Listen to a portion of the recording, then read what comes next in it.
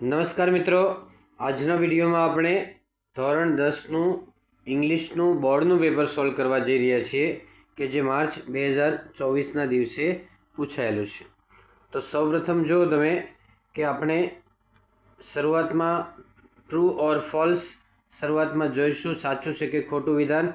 એ number 12 એટલે 12મો question છે, ત્યાંથી આપણે ચાલુ કરીએ છીએ. The good Lord had already spent 5 extremely busy days doing overtime. તો નંબર 12 છે ને એ ખરું છે, કેમ કે છઠ્ઠો દિવસ ઓવરટાઈમનો ભરી રહ્યા હતો. એનો મિનિંગ એમ થાય કે 5 દિવસ પૂરા થઈ ગયા હતા. નંબર 13 છે the basic formula of the black powder keeps changing time and again. મૂળભૂત ફોર્મ્યુલા છે એ બદલાતી રહેશે. એ ખોટું છે, કેમ કે બેસિક ફોર્મ્યુલા છે ને એ બદલાતી નથી, એ સ્ટેબલ રહેશે. નંબર 14 છે Sanjeevani Vidya is the science of raising the live to death. એ ફોલ્સ છે, કેમ કે વિદ્યા છે ને એ મૃત્યુમાંથી સજીવન કરવાની વિદ્યા છે. નંબર 15 છે the standard model of a mother had 6 eyes. એ ટ્રુ છે, 3 જોડી આંખો હતી એટલે એને 6 આંખો ટોટલ હતી. એ સેન્ટેન્સ ખરું છે. હવે આપણે ગ્રામરની અંદર આવશું. ગ્રામરમાં સેક્શન સી છે એ આપણે ચાલુ કરીએ છીએ કે નંબર 33 છે the temple is located in my village is very famous. તો એમાં ડી આવશે આન્સર. ડિસ્ક્રાઇબિંગ પ્લેસ એટલે સ્થળ દર્શાવે છે. નંબર 34 છે if you rich there on time you will be able to C હિમ. બરાબર. 34ની અંદર બી આન્સર આવશે. Describing condition, if unless A condition બતાવે છે. નંબર 35 જો ખેવના સ્પીક્સ સો ઇલોક્વેન્ટલી, તો એ બતાવે છે મેનર, એટલે 35ની અંદર સી એક્સપ્રેસિંગ મેનર આવશે. બરાબર છે. ત્યાર પછીનો ક્વેશ્ચન છે એ choose and write the appropriate response to complete the conversation. Maitri says I have come to meet Hanik. Inquiry as નેચરમાં પ્રશ્નચિહ્ન આવવું જોઈએ. પ્રશ્નચિહ્ન એટલે 36ની અંદર સી આવશે. વેર ઇઝ હી, તે ક્યાં હશે. છેલ્લે પ્રશ્નચિહ્ન હોય ને એને ઇન્ક્વાયરી એઝ નેચર કહેવાય. પછી Vipasha says what type of man is your husband mummy.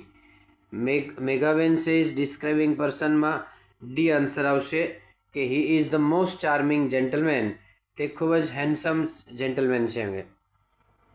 Number 38 છે Mantra says I have top in the annual exam mom.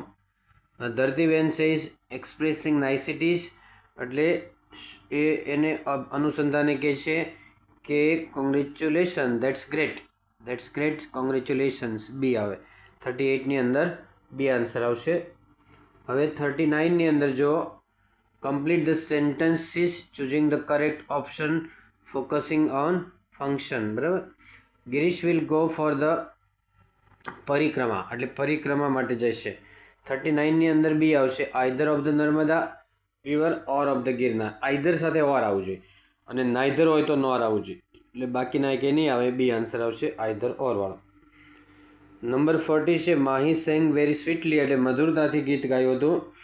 રિઝલ્ટમાં therefore વાળું સેન્ટેન્સ આવશે કે therefore she was given the first prize, તેથી તેને પહેલું ઇનામ આપવામાં આવ્યું હતું. નંબર 41 છે ટેક અ કેબેજ, એટલે કોબીલો, અને ડી આવશે ચોપ એટલે કાપો, ઇન્ટુ સ્મોલ પીસીસ એટલે નાના ટુકડામાં, and garnish with coriander leaves, અને તેમાં કોથમરીના પાંદ નાખો, અંદર પાંદડાઓ નાખો. નંબર 42માં જો some neighbouring countries lobbied against our country at the UN. કેટલાક પડોશના દેશોએ આપણી વિરુદ્ધમાં યુએનની અંદર ફરિયાદ કરી હતી. They pulled in all the efforts and might to defame our country. તેઓએ બધાએ પૂરતા પ્રયત્નો લગાડ્યા હતા. બીજામાં પુલ્ડ ઇન એટલે કલેક્ટેડ થાય. પૂરતા પ્રયત્નો ભેગા કર્યા હતા અને આપણા દેશને બદનામ કરવા માટે પૂરતો પ્રયત્ન કર્યો. But failed because it was beyond their capacity. પરંતુ તે નિષ્ફળ ગયા હતા કારણ કે તે તેમની કેપેસિટીની બહારની વાત હતી. ઓકે, ચાલો 42 પછી 43 નંબરનો ક્વેશ્ચન આપણે જોઈએ છીએ. એમાં find and write the word having nearest meaning. 43ની અંદર જો તો એમાં આવશે ડ્રેડફુલ એટલે ભયાનક, ટેરિબલ. 44માં ગીવ અપ એટલે છોડી દેવું, એટલે લીવ. પછી 45માં ફ્રોડ છે એટલે કે ડિસઓનેસ્ટ, અપ્રામાણિક. સેક્શન ડીની અંદર 46 છે. એમાં જો read the dialogue and complete the indirect narration given below choosing the correct option from the brackets. Aadi says how do you create new games on your computer. આદિએ પૂછ્યું કે તું કેવી રીતે નવી ગેમ્સ કમ્પ્યુટર ઉપર ક્રિએટ કરશે. અભી સેઝ ઇટ્સ ઇઝી એટલે તે ઇઝી છે. You can also create games, તું પણ ગેમ્સ ક્રિએટ કરી શકે. આદિ સેઝ પ્લીઝ ટીચ મી એટલે મહેરબાની કરીને મને શીખવાડ. તો પહેલામાં ક્વેશ્ચન છે, પ્રશ્ન વાક્ય, એટલે આદિ આસ્ક્ડ અભી how he created new games on his computer. અભી સાંભળનાર છે એટલે એના પ્રમાણે હી કર્યું છે. અભી રિપ્લાઇડ ધેટ, રિપ્લાઇડ સાથે હંમેશા ધેટ આવે. તો Abhi replied that it was easy and added that he could also create games. બરાબર, કેનનું કુડ કરી દેવાનું પાસ્ટ ટેન્સમાં, ઇનડાયરેક્ટમાં. આદિ રિક્વેસ્ટેડ અભી ટુ ટીચ હિમ, આદિએ તેને શીખવા માટેની વિનંતી કરી હતી. હવે join the sentences using the appropriate conjunctions in the બ્રેકેટમાં જો. Go to the grocery store and get me some coffee powder, વચ્ચે એન્ડ મૂકી દેવાનું છે ખાલી, કે ગ્રોસરી સ્ટોરમાં જાઓ અને મારા માટે થોડો કોફી પાવડર લાવો. એન્ડ એટલે અને એટલે મિનિંગમાં ઉમેરો કરે છે.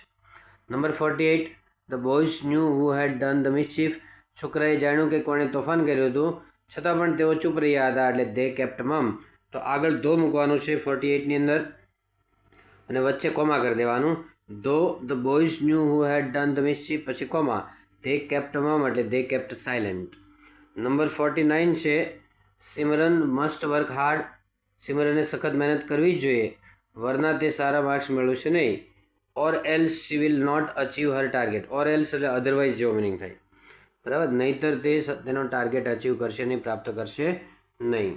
ઓકે, તો 49 કમ્પ્લીટ થયું છે. હવે તમે 50 નંબરની અંદર જો કે rewrite the following paragraph filling in the blanks with appropriate words in the bracket. Dhaumya was on a hiking trip. એ હાઇકિંગ ટ્રીપમાં હતો. વાઇલ વોકિંગ, વાઇલ પછી આઈએનજી આવે હંમેશા, એટલે જ્યારે ચાલતી વખતે, થ્રુ અ મડી વેટલેન્ડ એટલે એક કાદવવાળો ભીના પ્રદેશમાં ચાલતી વખતે, થ્રુ એટલે દ્વારા, થ્રુ પહેલો સ્પેલિંગ છે એ લેવાનો છે. હી સ્લીપ્ડ ઓફ, તે નીચે પડી ગયો તો લપસી ગયો, તો એમાં છેલ્લું સ્લીપ્ડ કરવાનું છે. હવે ડુ એસ ડાયરેક્ટેડમાં જો the principal ordered the students to assemble, એટલે પ્રિન્સિપાલે વિદ્યાર્થીઓને હુકમ કર્યો હતો ભેગા થવા માટે. એસેમ્બલ એટલે ભેગા થવા. એનું પેસિવ વોઇસ નીચે આપ્યું છે કે the students were ordered to assemble by the principal. પછી બીજું સેન્ટેન્સ છે હી હેડ ટોલ્ડ ધેમ. આટલું બનાવવાનું, પછી જોડી દેવાનું બેઠું. તો ધેમનું દે કરવાનું છે. They had been told by him to be in complete uniform, જોડી દીધું છે.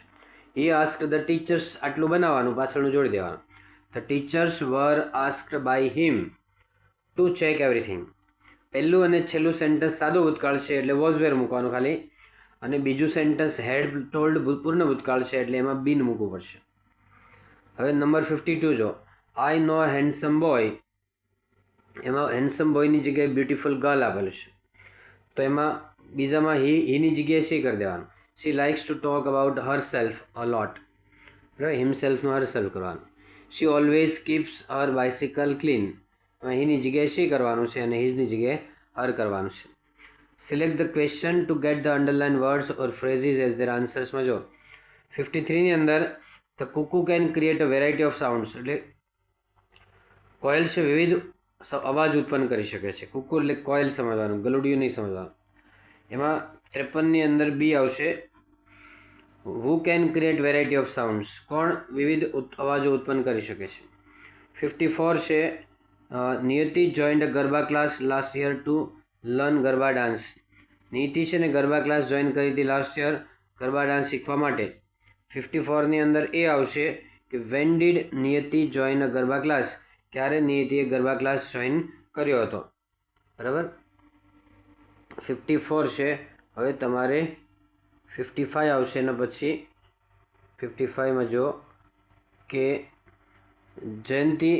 Jayanti prepared 5 whole pieces beautifully in just half an hour. અડધો કલાકમાં 5 ચિત્રો સુંદર રીતે દોરી દીધા હતા. બરાબર, તો આપણે એમ કે અડધો કલાકની અંદર એટલે કેટલો સમય લીધો હતો, તો 55ની અંદર ડી આવશે કે how long did Jayati take in preparing 5 whole pieces beautifully. બરાબર છે. ચાલો એમાં એસે જોઈ લો. Save the environment, my favourite feather bird એટલે પીંછાવાળું પંખી, પ્રોબ્લેમ ઓફ હોમ મેકર એટલે સ્ત્રીઓના પ્રોબ્લેમ છે. બરાબર છે. તો આ રીતે એસે પૂછાયેલા છે. અને આ રીતે મિત્રો આન્સર લખવાના આવે છે. Okay, so that's all. Happy learning, happy sharing. Thank you very much.